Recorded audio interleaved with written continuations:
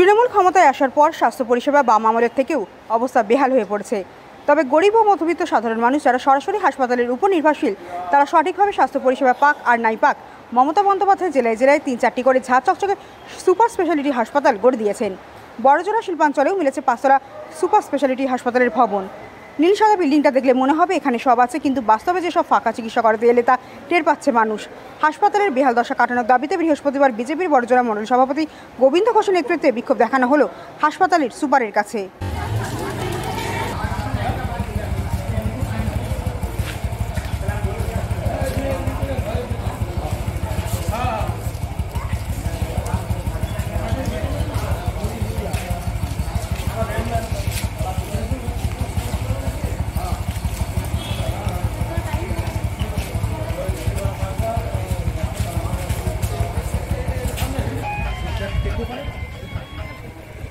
পাটির রাস্তার সামনেটা আছে।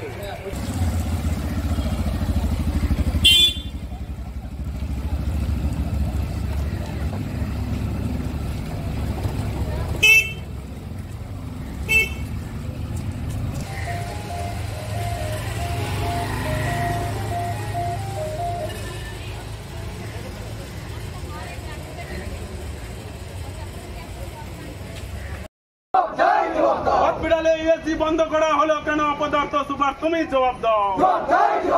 অবিলম্বে সিটি স্ক্যান চালু করতে হবে, এই দাবিতে বিজেপির আন্দোলন চলছে চলবে।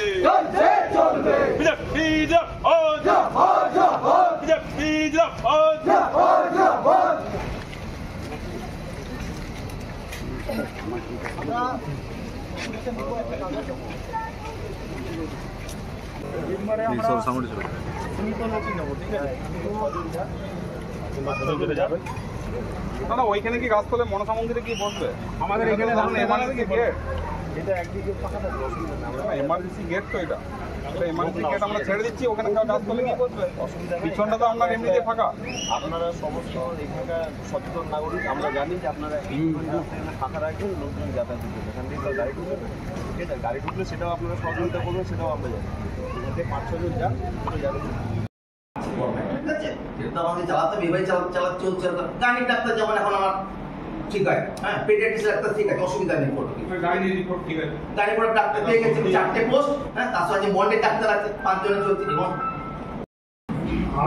এমার্জেন্সি ডাক্তার বসে, আউটডোর ডাক্তার বসে, এখন আমি বলতে বসে একমাত্র ডাক্তার যাকে emergency duty, in addition outdoor duty বা যে সুপারম্যান ডিউটি করতে হবে। না সেটা তো আপনি করছেন, তার জন্য আমরা সাধুবাদ জানাচ্ছি, কিন্তু আমি বক্তব্য হচ্ছে এই হাসপাতাল তো একজনের পক্ষে চালানো সম্ভব না, ঠিক আছে? আরো যারা রয়েছে তারা কি করছে? একাধিক হ্যান্ড এবং সবাই কি করছে? রোগী কল্যাণ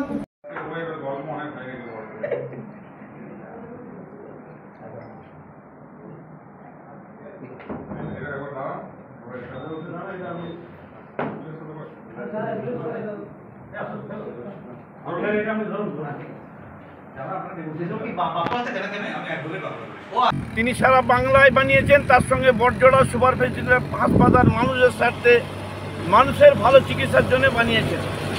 এই 5তলা বিল্ডিং, এত ঝাঁ চকচকে বিল্ডিং এবং পরিষেবা, ডাক্তারবাবু, সিস্টার, টোটাল স্টাফ সবাই পরিষেবা, সেটা বিজেপির গুটি কয়েক লোক দেখতে পাচ্ছে না। কোথায় কি হচ্ছে না, যে খুঁটি তুলে ধরা হচ্ছে তাদের একটা অভ্যাস। আমি একটা প্রোগ্রাম দেখছিলাম, ফট করে বলে ফেললো ও তৃণমূলের সব চোর, কোথায় অ্যাক্সিডেন্ট ঘটছে তৃণমূলের সব চোর। ওরা এইরকম ধরনের প্রচার আরম্ভ করেছে। প্রচারে দয়া করে কেউ কান দেবেন না। মানুষের বিপদ আপদ দায় দুই। মমতা ব্যানার্জি, অভিষেক ব্যানার্জির নেতৃত্বে আমরা যেমন কাজ করছি তেমনি কাজ করে যাব। মানুষের পরিষেবা সুপার স্পেশালিটি হাসপাতালে 1200-1400 করে পেশেন্ট হয় এবং ভর্তি থাকে প্রায় 250, 150, 350। তাদের পরিষেবা দিচ্ছেন মমতা ব্যানার্জি স্বয়ং মুখ্যমন্ত্রী পশ্চিম বাংলা।